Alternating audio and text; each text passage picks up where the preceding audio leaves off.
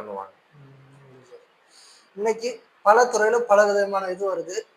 இன்னைக்கு பெரும்பாலும் சொல்ல போனா ஏஐ தான் இந்த உலகத்துல ஒரு மிகப்பெரிய துறை மாற்றத்தை கொண்டு வந்துகிட்டு இருக்கு. அதே மாதிரி மாற்றங்கள் தொழில்நுட்பத்துல நம்மளோட துறையில பல் மருத்துவ துறையில வந்திருக்கா சார்? இருக்கு. டென்டல்லயுமே ஏஐ இருக்கு. ஆர்டிஃபிஷியல் இன்டெலிஜென்ட்டோட ஸ்கேனர் இருக்கு. அதாவது ரோபோட்டிக் ஸ்கேனர்ன்னு சொல்லுவோம். அது நம்ம ரிசப்ஷன்ல வச்சிருக்காங்க. தமிழ்நாட்டிலேயே 2, 3 கிளினிக்ல வச்சிருக்காங்க. அது நம்ம மவுத் ஓப்பன் பண்ணி ஸ்கேன் பண்ற மாரி இருக்கும். அதுவே எங்க பல்ல சூத்து இருக்கு, கேவிட்டி இருக்கு எல்லாமே அதுவே ரெகக்னைஸ் பண்ணிட்டு நம்ம வாட்ஸ்அப்புக்கே அதுவே சென்ட் பண்ணிரும். அந்த மாரிலாம் இருக்கு. ரோபோட்டிக் சர்ஜரி இருக்கு. இன்ட்ராஓரல் ஸ்கேனர் சொல்லுவோம். மிந்திலாம் நம்ம அச்செடுக்கிற முறை இருக்கு. இப்ப எல்லாமே நம்ம ஃபுல்லுமே நம்ம மவுத்த ஃபுல்லுமே ஸ்கேன் பண்ணியே நம்ம வந்து லேப்ல அனுப்புறோம்.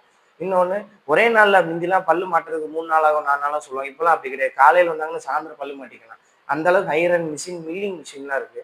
மில்லிங் மிஷின்ல இமிடியேட்டா பல்ல மில் பண்ணி உடனே பல்லு மாட்டிக்கலாம். நிறைய டெக்னாலஜி வந்திருக்கு டென்டல் ஃபீல்ட்ல. ஒரு சார் இன்னைக்கு எவ்வளவுதான் நம்ம சொன்னாலுமே மக்கள்